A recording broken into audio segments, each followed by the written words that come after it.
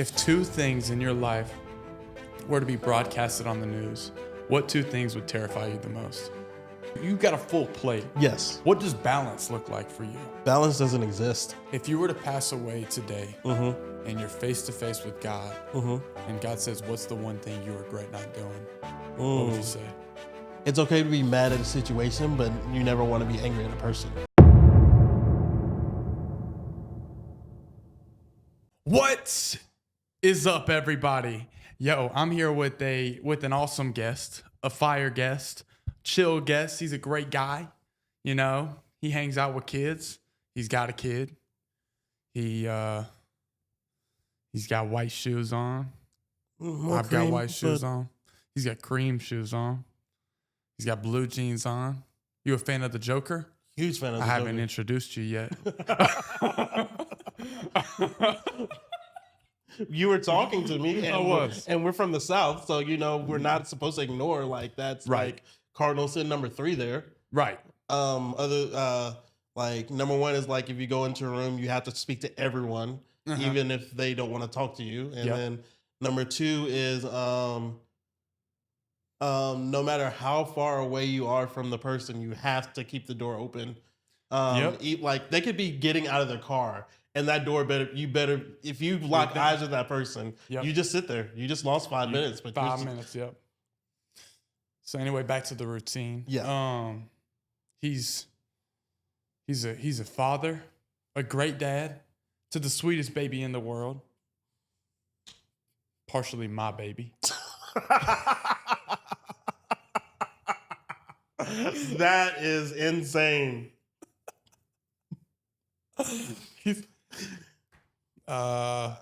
And he goes by the name Jonathan Bailey. What is up, man? Yo, what's up? Yo. I know that's the trend is to like come in saying yo. Right. But I wanted my own version, A little of it. flavor of it. Yeah. I mean, I could go oi for like our dyslexic people. Like, Oh yeah. yeah. I thought it was like, I didn't know if that was British or something. No, my British accent is terrible. Please don't make me do it. You ever tried learning it? English? Nah, the language. British. the language is still English. The language British. Yes. I think I speak English. Okay. We'll see how we can do it in about an hour or so. But yeah. Man. Well, this is good. Anything else you want to talk about? I'm just kidding. Man, all right. Tell the world a little bit about yourself, man. Oh, wow. That is a good question. Yeah. Well, a little about myself. I am originally from Birmingham, Alabama. Okay. Youngest of 2, so it's just me and my older brother. Right. I moved up to the Michiana, as it's called, area in 2018, working in news. Have a background in journalism. I still consider myself very much a storyteller. That's awesome. And so background in communications, writing, all that good stuff. And like you said, I am a father to an adorable little 8-month-old named Stuart.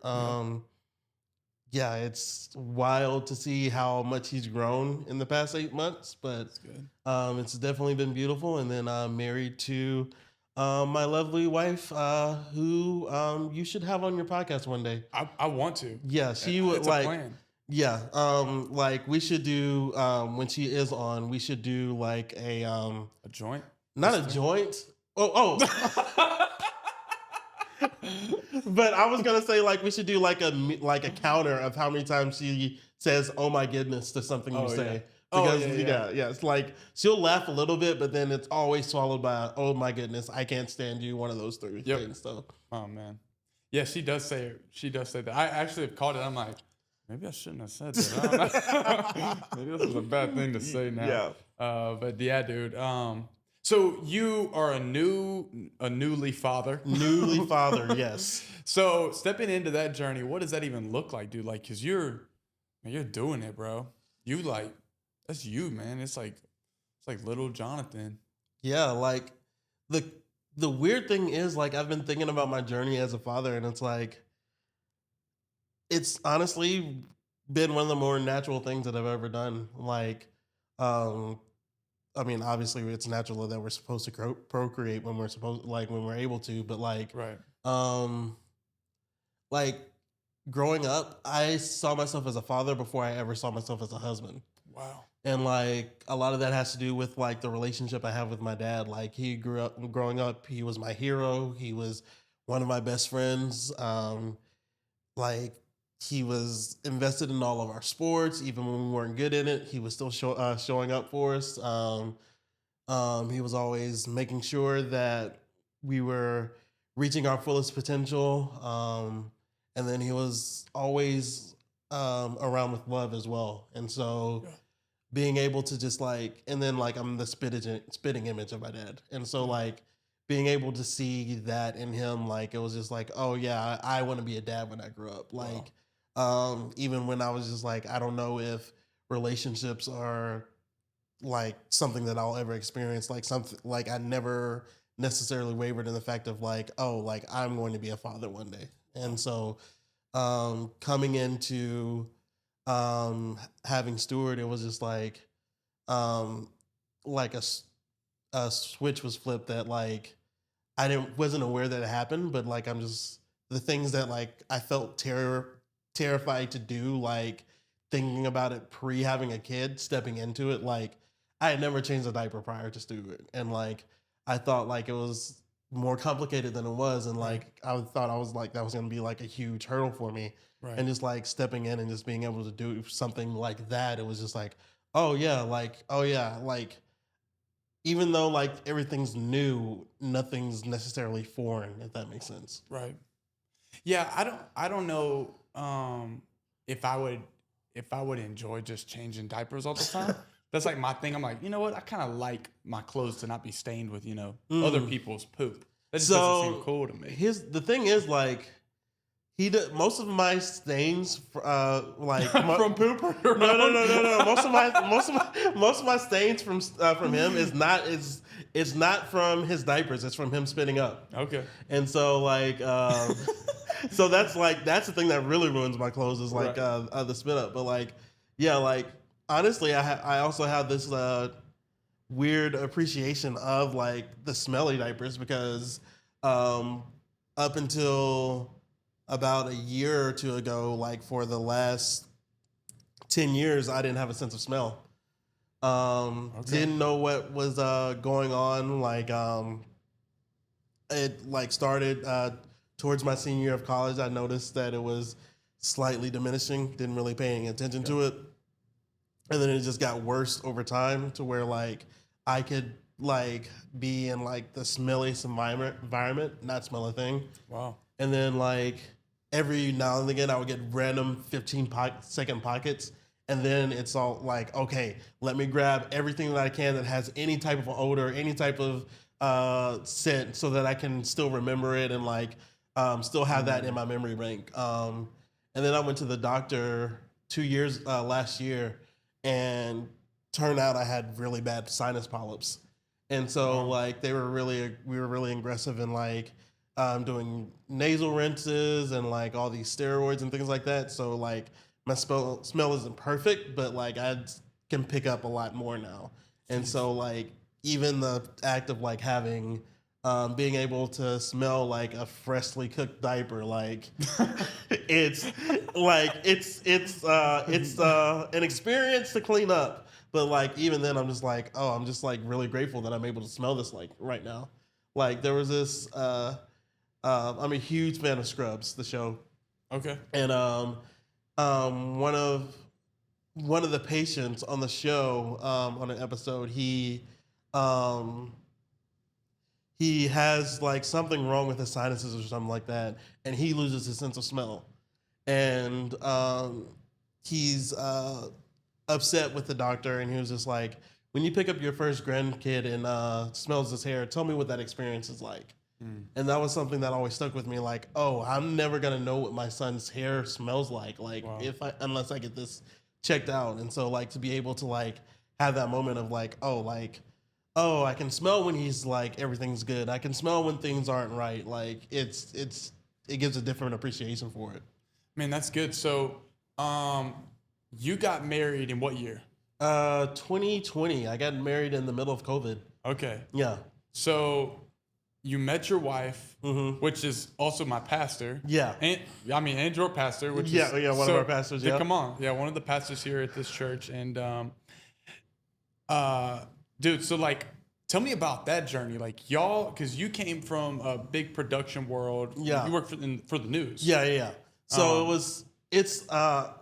was a funny story of how we met. Well, not how we met, but like how like our first interaction together. So we both worked in news. I was a reporter. She was a producer. She takes me to the side on my first day, gets my number, and like puts me in the group chat. You were like, step one. No, I wasn't because I had already stalked her beforehand. Like, oh, nice. Because she like emailed me like whenever you someone started a new job at our station, they would tell everybody, oh, send an email to the person to welcome them and stuff like that. And so I'm getting all these emails and I'm just like, oh, I'm stalking the people to see like, oh, what are they like? Where are they from? All of that stuff. How old are they? So I can kind of figure out how I'm going to relate to that person. And I saw that at the time that she had a boyfriend. So I was like, okay, she's off limits. And so she gets my number, puts me in the group chat. And at the time, she had an Android. And so she puts me in she starts a group chat and was like, hey, everybody, this is Jonathan. Everybody sending welcome texts and like being super friendly. Somebody sends a GIF. And she couldn't view it because like iPhones and Androids don't talk to each other, nor should they. And so she was like, oh, I'm sorry. I don't know what somebody sent, but I can't see it. And I was like, oh, I'm sorry. You have a Welfare Obama phone. Like, and like, I'm sitting at my desk. Her desk is like maybe 10 feet away. And I'm like peering over my cubicle to see how that landed because I know that she was not expecting it. And so from there, like, we just struck up a friendship. Yeah. And then we actually started dating maybe... let's see, I moved here in October, started dating probably about 4 months from there. And it was one of those things of just like, we were just super cool with each other. Like, it was like, there was never work. Like we didn't have to necessarily go out on dates. Like our dates was coming together on Tuesday nights to watch This Is Us. And so like things like that. And so that's how our relationship grew. And so we only dated for about 6 months before we got engaged. Okay. And we literally got engaged the weekend everything started shutting down for COVID. Wow. And like we had already been through pre-engagement counseling, so we didn't have any like relational hurdles or emotional hurdles to kind of tackle or big conversations because we had already had those prior to the engagement. So we were thinking, we're engaged in March, let's get married in October. Right. But then COVID hits and we're like, we don't know how long this is gonna be a thing. We already know, like, we have already answered all the big questions. Let's just get married. And so we got married. We got engaged in March. We got married in May. Wow. And had a virtual wedding. And it was like one of the coolest things. Like, I would have loved to have my family there. Yeah. But to just have that intimacy of just like me, her, our pastors, and our photographer, it was just like a really special moment to where we didn't have to worry about like, entertaining a whole bunch of people and like, this person's allergic to shellfish, but this person only eats chicken, and like having to worry about like all the catering things and like, I'm from out of town, she's from out of town. How do we get our families up here? And like, we had a plan of like doing like 3 different receptions, and like all that gets expensive. And it was just like a really good, relief to not have to worry about that stuff and just like, let's just get married and just start spending our life together. Man, that's awesome. So while Aaron's not on screen, I just want to remind y'all to like and like the video, subscribe to the channel. It's absolutely free. It costs you nothing, and it keeps this content free. So make sure that you are liking and subscribing. And you know what? Share it with a friend, because the more people you share it with, the more Aaron's able to bring random people like me on, and the more that, we can get sponsors one day. And sponsors is when the real stuff happens. We get new equipment. We may even get a studio, but all that starts when you like and subscribe and then comment. That's just for the algorithm and probably for fun too. I'm sure Aaron goes through and reads all of them because he's that type of intentional person. So it's now been, what, 5 years? It'll be 5 years and 2 weeks. 5 years, 2 weeks. Oh, less than 2 weeks. And wait, today's the 18th. Well, 5 years yesterday. 5 years. So it'll be 5 years in a couple days, actually. So Oh, yeah. man. Dude, that's crazy to me. Yeah. So what has been like the biggest hurdle for you as being like a married man now? Oh, that's a good question. Honestly, the biggest hurdle, twofold. One has been like communication. Right. It's not growing up, but as a guy in my young 20s, like I didn't communicate well. Okay. I was a great listener, but I always told people I'm an open book, but you have to find the book on the bookshelf. I'm not just on the table for anybody. Okay. And so to be able to like actually communicate like how I'm feeling and like if something doesn't sit right with me, like instead of just kind of letting it go, a lot of times I would just let it sit and then bring it up randomly like 8 months later. And like there were times where I would drop something like, oh, hey, I was upset when this happened, and then leave out the door because I had to go to work. And like she had no context. Ooh, that would drive me crazy. Yeah. And so communication was a big hurdle. And then the other part, I would say the other big thing would be like just like understanding like who I am as a person and how that relates to other people. Okay. A lot of I was a huge people pleaser when I first got married, and so there was a lot of just like shrinking myself in order to try and keep peace. And so like in order to avoid an argument, in order to avoid an uncomfortable situation, I just went along to get along. Yeah. And so like I remember there was a time where we would like write letters to each other just randomly and leave them at our apartment. And there was this one letter that really stuck with me where she was just like, I really don't know you that much. Like I know you, but I don't like know you. Yeah. And like I would love for you to like open up more and really share how you're feeling. And that was something that it took a lot for me to overcome. But like now that that barrier has been crossed, it's set up our marriage for so much success. Wow. So have you ever felt like you were like even a nobody? You mentioned being a people pleaser. Yeah, all the time. I grew up thinking that like I was not really wanted. Like that I was like a label that I put on myself when I was a little kid was that I was replaceable. And so growing up with that, it was just like, oh, if I'm replaceable, let me just find the qualities of somebody that I know has a lot of friends, has a lot of people around them, and just emulate that. And so when they are doing all the things and getting all the awards, getting all the accolades, and commanding all the rooms, if I'm just pretending to do that, then I will be accepted. But like, why get the copy when you can just have the original? And so it took a lot of just like work to realize that like, no, like the reason that I'm here is intentional. And like, if God wanted to create another one of anyone else, he would have done it. Like he created me for a purpose. And so realizing that and like owning that was a huge mindset shift.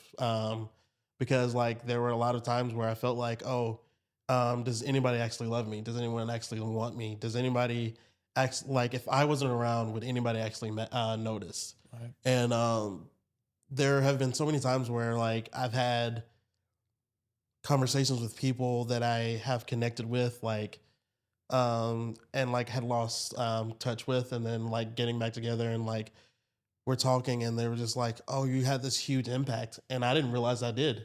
I was just kind of just like showing up thinking in my head, thinking, oh, how do I get this person to like actually care? And it was just like, but how I was actually just listening to the person and like being there for people, like it made I was making a bigger difference than I thought.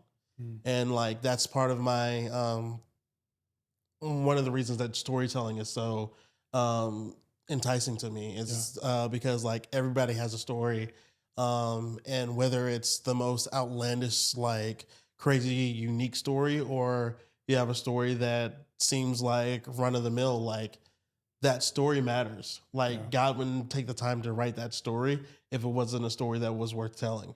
Wow. And so to see that like even my story is worth telling, it's like it allows me to like see that like, oh, there is a huge sense of mattering in who I am and what I do. And people like I can be confident in that.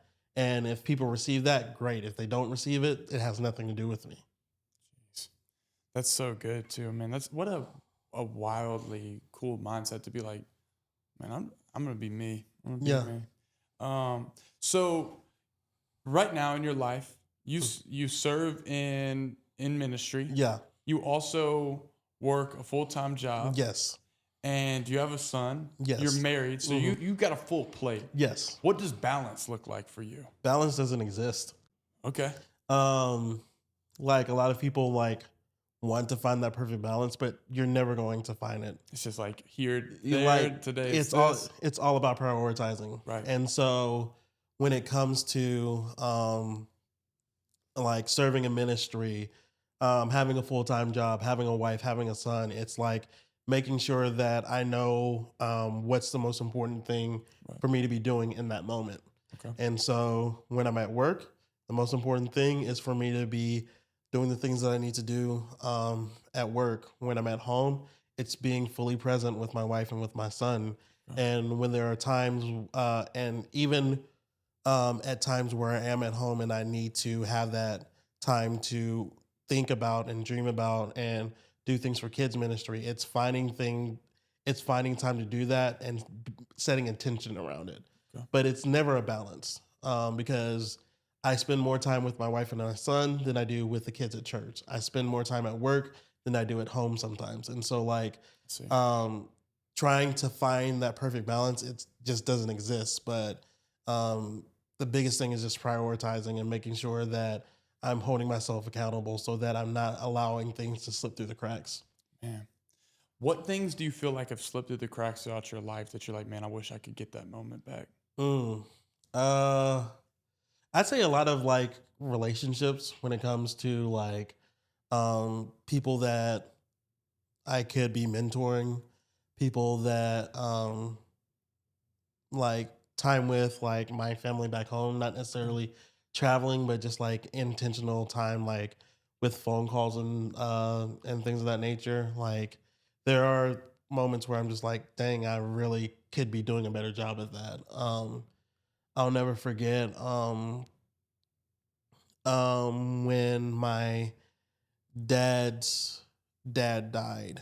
One of the things that I can still hear as vividly as the day that it happened was my dad talking about how he could never call his dad again. And like, even though that stuck, like there were times where like where I've gone weeks without talking to my dad, and like a lot of that is just like you miss a week. Like we usually talk every week, and like you miss a week, and then the guilt sets in of like, oh, I didn't call my dad last week. And so like if I miss this week, he's not going to want to hear from me that week. And then 1 week becomes 2 weeks, 2 weeks becomes 3 weeks. And then eventually when I finally do talk to him, he's just like, I just want to hear from you. I don't care like what you've been going through or what's been going on. Like, I just want to hear from you. Wow. And it's like, it's almost like one of those things of like my relationship with God where like there have been times where I haven't been as prayerful or prayed up as I should be or as in my word, or I've like had some struggle with some sin or something like that, and like I'm like, God doesn't want to hear from me, but it's like no matter how long it's been or what you've done, like I'm still your father, and I still like you're still my son, and I still want that kind of I still have that love for you. And so if you pick up the phone, I'm gonna be on the other end. But you just have to make the work of actually picking up the phone. Wow. Was there ever a moment in your life that you're like, man, I feel disqualified? Mm. I wouldn't say disqualified. I would say there's a lot of times where I'm just like, why me? There have been a lot of rooms that I've been able to be a part of, and places that I've been able to go where when I'm actually just like thinking about the magnitude of it, like I've been in rooms with ambassadors. I've traveled across the world for work. Like Wow. there have been moments in my life like this is a super random story, but like I once did karate with the governor. Like That's cool. yeah, like things like that, like to where it's like, oh, like a lot. I think I live this just completely mundane, normal life, and then I actually just like think about the rooms that I've been in, the conversations I've been able to have, the people I've been able to meet. And I'm just like, God, why me?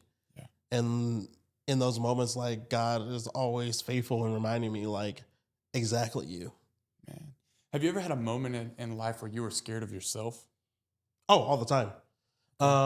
Like one of the reasons that, one of the things that most terrified me was anger. And so like I grew up just like being afraid of having an outburst. Yeah. And so like I just never allowed myself to feel that emotion, because if I ever allowed myself to truly feel angry, everything's gonna blow up. Man, that's crazy too. And I think that's relatable for a lot of people. Yeah. Like I even in my own life, like I noticed where it's so simple to just be like, especially in the people pleaser aspect. Exactly. Let me shut down all of my emotions so that you don't get hurt because I care about you. Mm-hmm. So it's like, oh, cool. Now we're just Yeah. rocking and rolling. Yeah, like it was like there was this time during rebirth, which is an experience you're gonna go through, Right. where I ended up tapping into that anger. Wow. And it felt good, and it scared me how good it felt. But I realized that the reason that it felt so good was because I had held it in for so long. Right. And so like to be able to actually, it's okay to be angry. But the most important thing is to like not stifle that experience, feel all of it, Yeah. but then examine why am I feeling this way? And then making sure that even though I'm angry, I'm not taking it out on anyone. Man, that's so good too. So how do you realize like, man, I'm not going to take it out on someone? It's a choice. It's a choice. It's like, even like I can't remember who I heard this from, but they were just like, it's okay to be mad at a situation, but you never want to be angry at a person. And so like, even if the person is even if the person caused the situation, like you're still angry at the situation. So like if somebody cuts me off on the road, I'm upset that I got cut off. I'm not upset at the driver in the car. And so that allows me to that allows me to continue allowing words.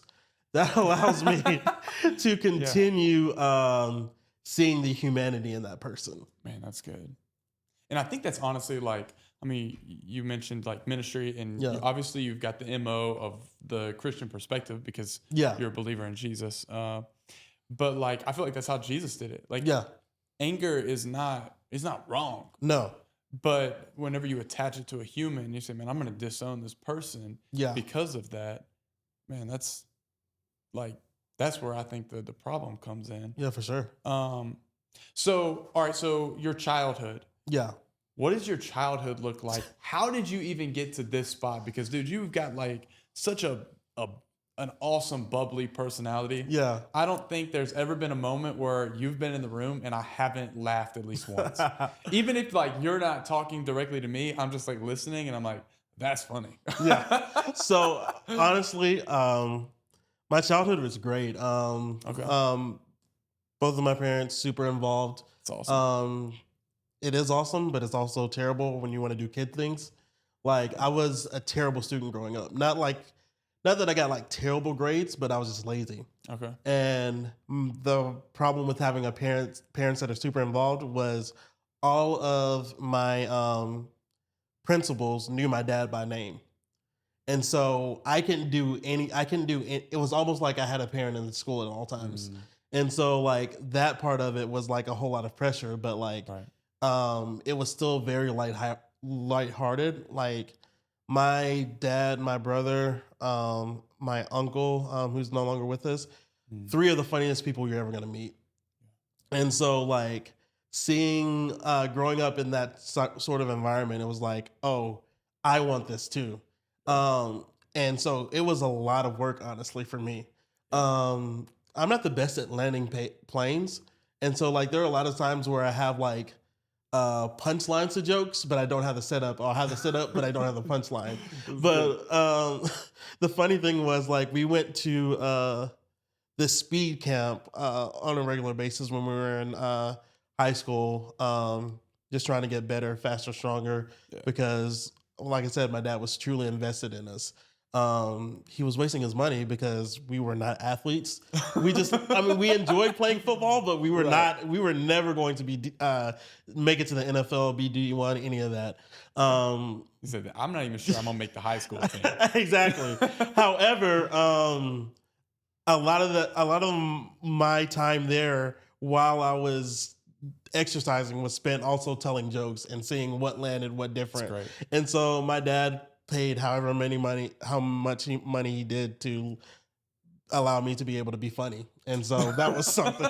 And so it's that. It's like, this is a $10,000 speed camp. Yeah. My son got funny because of it. Exactly. So there's that. And then like my mind just absorbs information, like random information that like shouldn't be there, could be filled with more productive things.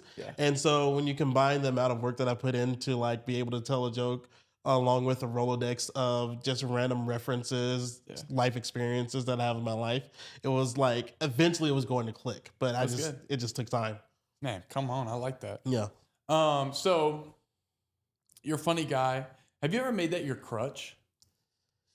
Yeah, I made my personality my crutch all the time. It was like one of those. I think I've said all the time a lot. Hey, dude, sorry, I say it all the time. So. But like, yeah, I definitely allowed my personality to try and carry me to where like I didn't have to try as hard as I should because I didn't want to stand out. Because things that stand out people who stand out don't necessarily have all the friends. They don't have all the connections. They don't have all the relationships.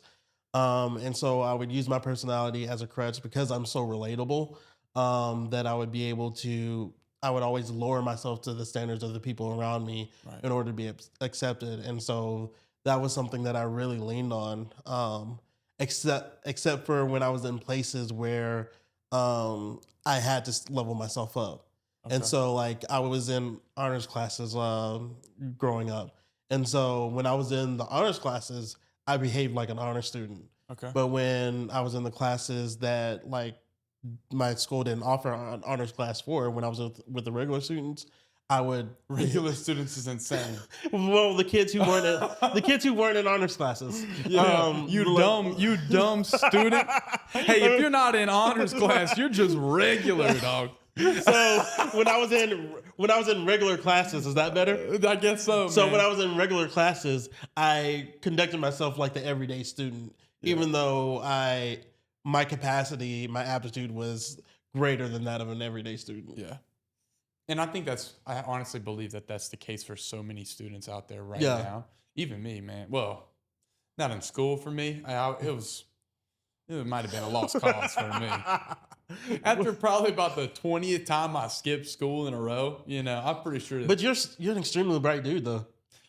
Yeah, dude. Yeah, I'm a good liar, I don't believe that. I don't believe that because the way that I've seen you soak up information, the way that when I come into a room with you and you're like listening to a podcast or you're like researching something, like you definitely do have that mindset. And so like I I get that it might not have been evident growing up, but it definitely shows now. Man, I appreciate that. Maybe I'm just trying to make up for lost time.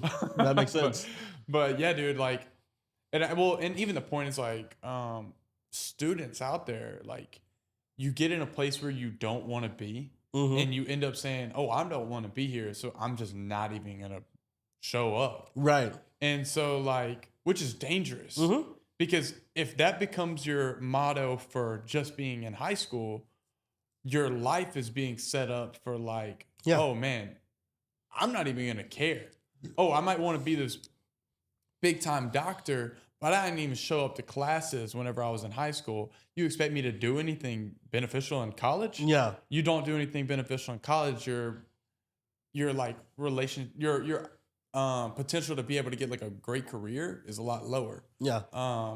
So did you ever have moments where that ended up happening for you, where you were like, man, I did not show up well in this spot, and now I'm like, dang, I missed out big time. I wouldn't say I missed out because everything happens the way that they do for a reason. Like, shout out God. Shout out God, exactly. I also shout out Pastor Munta because he said before, and it really stuck with me, we have perfectly curated the life that we're living based on the choices that we make. Okay.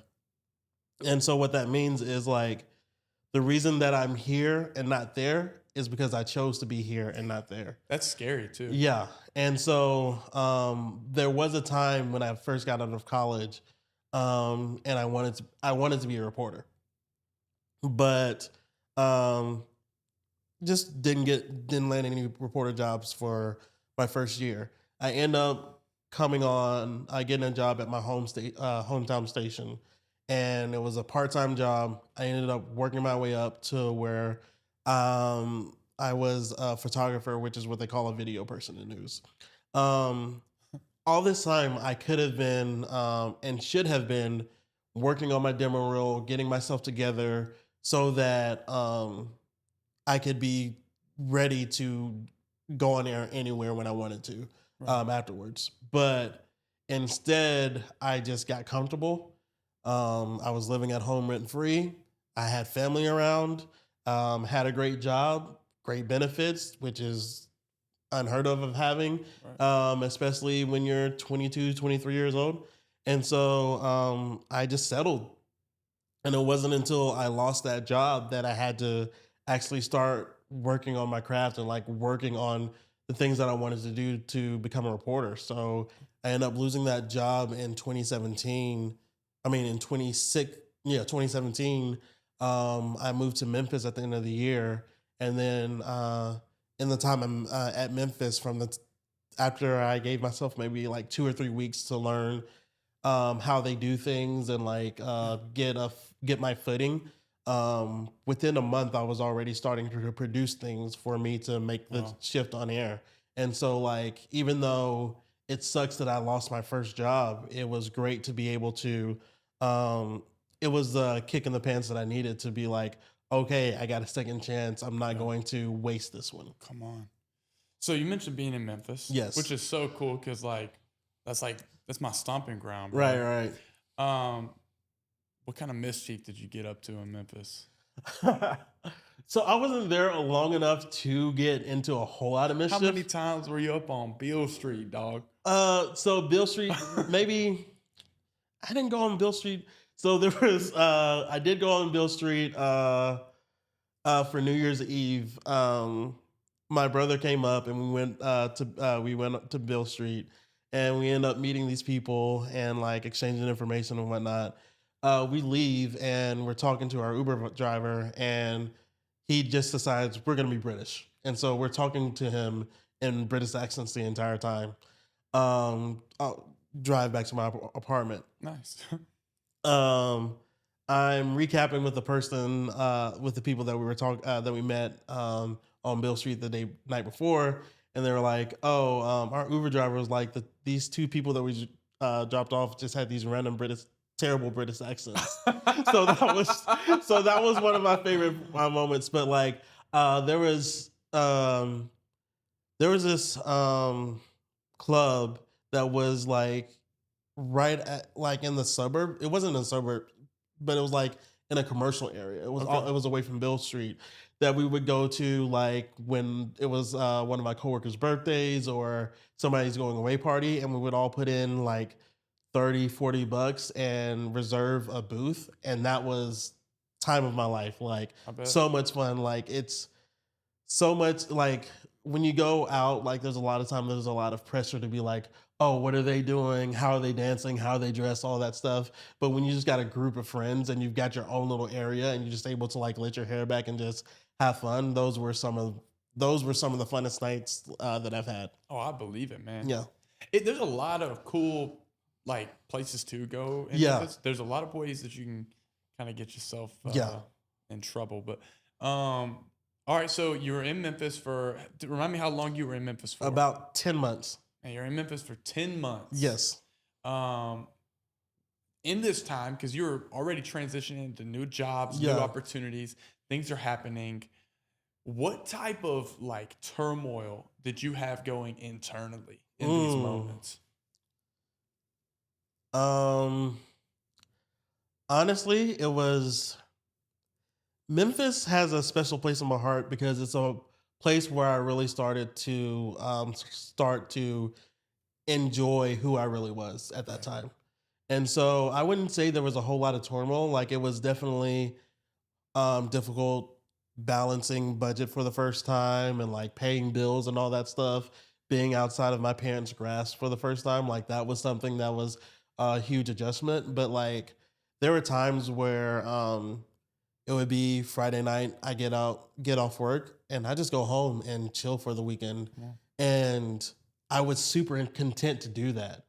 Whereas when I was in Birmingham, like I was always trying to go out, always trying to find something to do because I felt like I needed people around me to validate myself because I wasn't happy with the person that I was. Wow. And even in Memphis, I wasn't truly who I was supposed to be, but I was learning to love myself. Yeah. And so like I remember making the comment to myself all the time, if 18, 19, 20-year-old me could see me on a Saturday night just happy watching Netflix and with nobody around and like be looking forward to that, he would think that I'm crazy because of just like how much how big that shift was of just like, hey, I'm a pretty dope dude and I need to reset. I don't always have to be around people in order to get enjoyment. So that was something that was really something that I really appreciated about that time.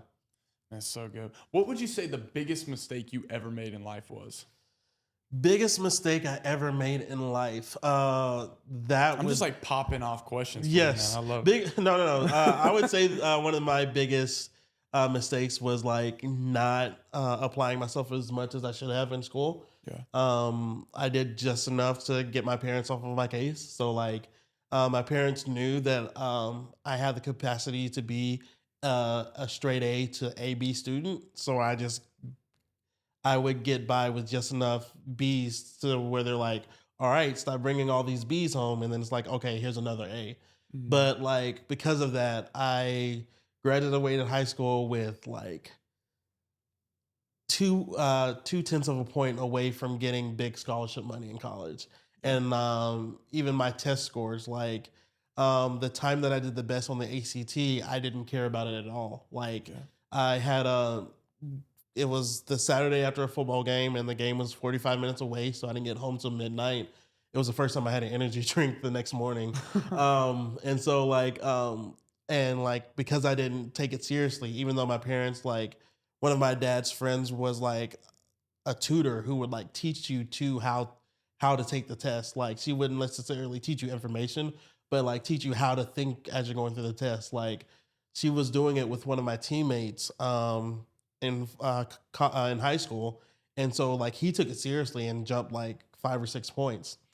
I didn't take it seriously and I dropped 3 points from her the first time that the time that I took it to the time that I was tutoring with her, and then the next time I ended up getting my best score, but it was still like a point away from getting full rides to places. Jeez. And so my biggest regret is like, what if I actually took it seriously? What if I actually just like showed up well in those moments? Like I wouldn't be staring at the student debt that I'm currently residing in, and like who knows like what kind of doors that opens if I'm able to like get more scholarship money, and like maybe I'm traveling more because traveling more younger, because I realize like how much I'm worth, and like I'm able to like, because once again I'm not having to pay those student loans early. I'm able to just like bankroll that money, and like it would be a huge benefit, especially now that I have a kid in the world, and it'd be nice to be able to like have even more stability than we already have. Man, that's so cool. That's so cool. I've got a tradition on this podcast where I open up the floor for my guests to ask me any question, uncut, unfiltered. What's your question for me? Okay, so I as a avid listener of this podcast, Come on, shout out to that. I have been thinking about the question I would ask you if I were ever on it. Right. And so my question would be, my question is rather, you are known for having a really big personality. Right. How often do you actually feel seen by people, though? Dude, phenomenal question, by the way. Phenomenal question. Dude, that's a great question. I think that a lot of things are shifting in my life right now. I mean, obviously, I've transitioned out of job, boom, boom, boom, doing so many different things. So obviously, a lot of my perspective is changing on stuff, and like I've actually experienced a lot of growth, and also even some setbacks. In that, I think that the way I would have used to really have loved just like people whenever they connected eyes with me and were to come up to me and say something. So it was like, all right, so I've got a big personality. If people see that, that's what they're gonna enjoy. Because all right, cool, I got all this charisma, I got all this, I'm that. Yeah, I'm the like, oh dude, I've seen you do this, and I'm like, oh man, thank you, I appreciate that. And that can feel good. It's like, man, you really noticed me. But also I had a conversation with someone today. Like, I'm becoming way more comfortable just being like, dude, I can sit down. I don't have to have a super loud personality. When I want to, I can. Right. But I can just sit down at a table with someone. They can talk. I can throw in some random just ideas. I don't have to be crack a joke. And it'd just be really nice. So even in those moments, I'm like, being seen is different. It's so much more different to me. Because just being there sometimes just makes you feel seen, because you're just like, man, I'm with people I love. So how often? Man.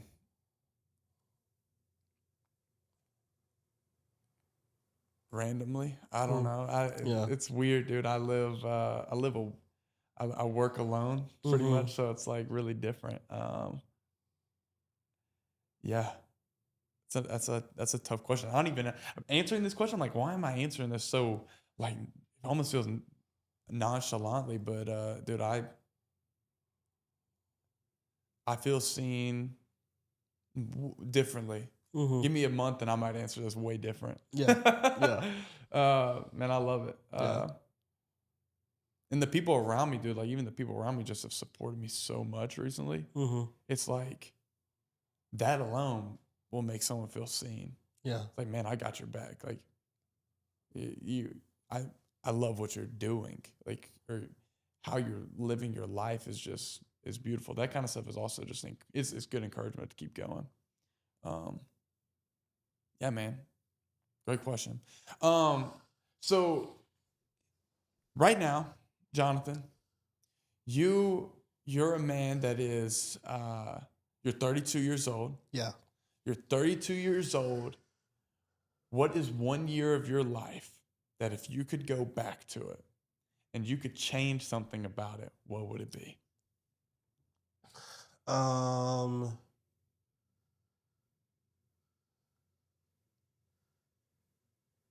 don't know. That's a good question. Yeah. Like, oh, great. Now you get to think. Yeah. I was sitting here like, what do I say? Well, the thing is, like I said earlier, everything happens for a reason. So even Right. the things that I might, even the mistakes I have made, I don't have regrets about because they led me to where I am. 100%. And so like I wouldn't like there are moments that I would go back and change that like I used to relive a bunch of random moments in my head all the time. Oh yeah. And what got me out of that was just like learning if I'm going here, what purposes am I serving? Yeah. And so like am I going back here to learn a lesson or am I just living back here? Mm-hmm. And so one of the moments that I would randomly go back to was growing up in elementary school, my favorite subject was spelling. And we get to the 6th grade spelling bee, like the class round before you get to the school round, before you get to the district, and then eventually you're on ESPN2. Like we're in the class round. First line of words, it comes to me, and my word is cherry. And I, as confidently as possible, put too many E's and not enough R's in it. And so, like, and I'll never forget somebody was like, cheery? And, like, I was just like, dude, spelling is your favorite subject. Like, you should know this. Yeah. And so, like, that is something that I relived a lot that I was just like, just take your time, take a breath, and think about it. Don't just fly through it like you know it. But like, yeah, so there are like little moments like that I would love to change, but I wouldn't say that there was a year where I would just like go back through and relive and do anything differently necessarily. Dude, that's so good. Dude, in my spelling bee, as you said that, I was like, I wonder if he's got the same word as me. What was yours? Mine was sirloin. And everybody was like, "You're an idiot." I still don't know if I know how to spell sirloin. I know how to order it. Yeah, like, that's all that matters. Yeah, I would love to order a sirloin, but I'll just take the salad. Oh yeah, I forgot about that. No, I can eat a sirloin. You can? Yes. I thought, but it's the price, you know. Yeah, that's true. That's true. How do you? Are you a medium guy? Medium rare? I'm a medium rare. Yeah, I'm a medium. Like growing up, it was always well done. Like my dad, my mom and dad for the longest were like, make sure there's no pink whatsoever. And I get it because I'm a kid. My stomach can't handle it. And then I get to college, I think, and I'm having dinner with my brother. And my brother got cultured a little bit faster than I did when it came to like some of the fine dining things and all that. And he was just like, why are you still owning your steak like a child? Oh, he's like picking it up. He's like, yeah, like get it medium and it's fine. Yeah. And so from there, I was just like, oh, okay, so yeah, I can like experience more. Like there is more flavor. Like I don't have the only time I should want well done is when I'm talking to Jesus. And so like, that's good. Yeah. And so that was something that was just like always like interesting to me, like the way that things change that quickly. Oh, that's good, man. That's good. Yeah. You got a favorite color? Favorite color is blue. I switch between the shade. It's okay. Some days I'm like a deep royal or a good navy type, and a lot of time, but if you ask me on most days, it's a Carolina light blue. Carolina. Are you a North Carolina fan? I am not. You just like supporting the color? I love the color, yes. Okay. All right, so let's say you're hanging out with your buddies. What's your go-to hangout? That is a good question. There's a couple. I love karaoke. I haven't been in a while, but karaoke is one of my favorite pastimes. Okay. I'm not a singer, but I know the good crowd pleaser songs that are in my range. Okay. And so like What's your song? my go-tos are Hey Ya and I Want It That Way, because no matter what karaoke setting you're in, people are gonna know and enjoy those songs. They'll have a great time. And so from there, it's just like, okay, like I actually feel like I am like part of the experience, because I'm like, okay, where's my audience? Okay, they're a little bit older. Okay, so we'll throw some Chicago in there. Okay, oh, they're younger. Okay, we can throw in some 90s Dirty Mac in, like Singing in the Rain, throwing flowers against the wall to get my baby back type of songs. And so so karaoke is one. And then occasionally I enjoy a good cigar. So like going to a cigar bar is enjoyable for me. Okay. Yeah. That's nice, man. That's nice. Yeah, man. I love karaoke. Karaoke's a lot of fun. You have a go-to song?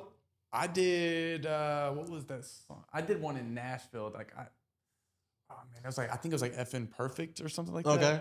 Maybe it was that one. I don't know what it was. It was something like that. Yeah, but I liked it. It was a good time. And then just doing it with your buddies here and there. Yeah. Kind of cool.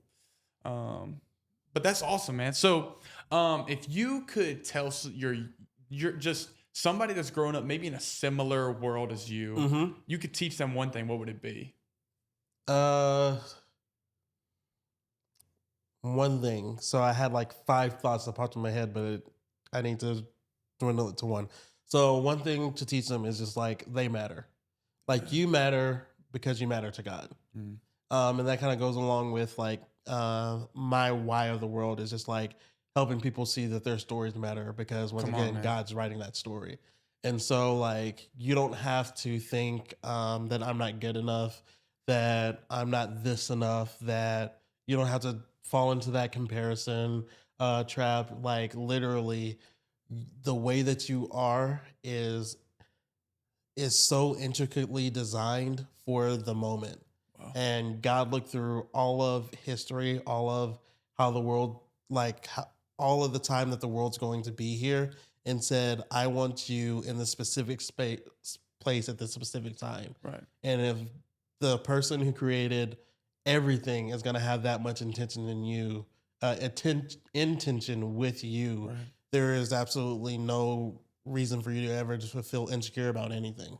Wow. Was there ever one moment in your life that you can pinpoint and say, that's the moment that made me think maybe I don't matter?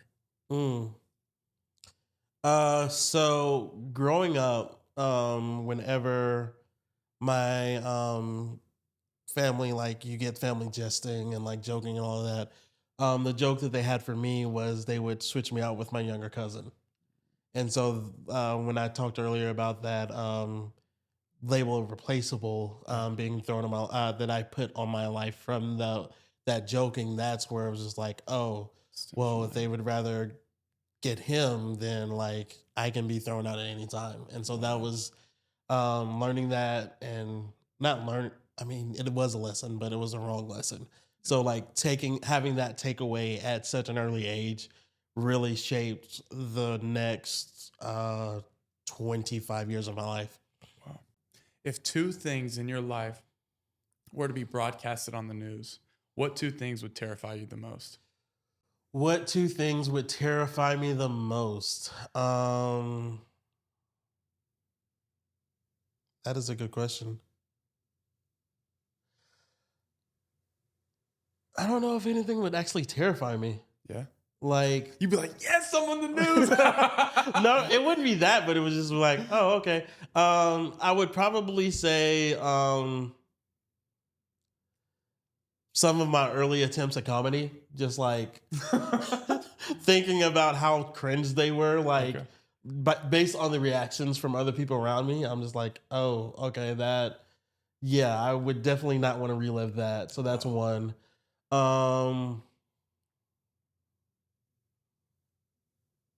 I don't think I have another one. Okay. Yeah, that would be the one, is just like the attempts that I made at like comedy or connection or relationships with people, where it was just like either like it was completely flat, I ignored all signs and still pressed go and like all that stuff.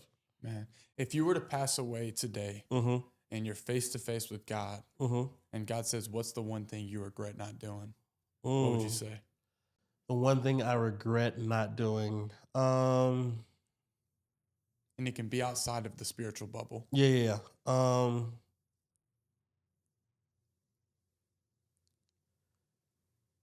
Spelling cherry correctly in 6th grade. The one thing I regret not doing is being there for that. But honestly, I don't know. Yeah, I think I would say just like times where I could have like really taken the time to sit and connect with someone. Yeah. And because I was so busy, because I was so in my head, I just let the moment pass and went on about my life. So like the moments of like missing like people because I'm so caught up in like, oh, what am I gonna say? If they say this, then I should say this, and like not actually being present enough to like just show up for them. Wow. So good, man. As we wrap this thing out, what are your closing thoughts for the people listening right now? If you can tell them anything, what are you gonna tell them? If I were to tell the people watching, listening, however you're consuming this, one thing, I think it would be just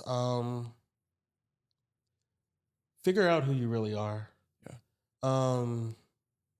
A lot of people will think that, oh, I'm a dad, or I'm a baseball player, or I'm a son or a daughter, or all that stuff, and like all those things are part of your identity, but like get past that and like have the time to really examine who the person that the 3-year-old was that ended up having to shell up in order to navigate through the world.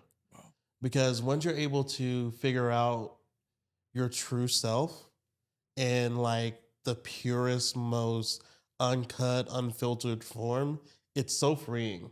Yeah. And like you never have to go through life worrying about, oh, what if they don't like me? It doesn't matter. I'm a badass. Like it's whatever it is. Like you never have to go through life thinking, oh, what if I'm not good enough? Well, 3-year-old you didn't care if he was good enough to get on this jungle gym. Like, I'm climbing this jungle gym. I'm going to be whatever I want to be. And like getting back to that childlike sense of wonder, like is a huge healing part that allows you to operate out of who you are rather than allowing the things that you do to define you. Man, so good. I love that so much, man. This is Jonathan Bailey. And this was a fire episode, bro. I appreciate you coming on. Thank you. Thank you. Thank you. We rocking and rolling. Yeah. This is the Love Works podcast. Hit that subscribe button. Follow us on Instagram at LoveWorksMVT. Follow us on TikTok at LoveWorksMVT. Follow us again on Instagram and do the same for TikTok, but make sure you subscribe because we're on the road to 1,000 subscribers by the end of this month. That's the goal. Let's make it happen. Yeah, let's make it share it. Like, share it. If you know somebody who you think would benefit or just want to hear a bunch of random, just off the wall conversation, send it because that's how we're going to get to 1,000. That's how we're going to do it. Yeah. And if you don't know how to spell cherry, this is a podcast for you. CHERRY. Come on, cherry. And that's a cherry on top. Love you a bunch. Peace out.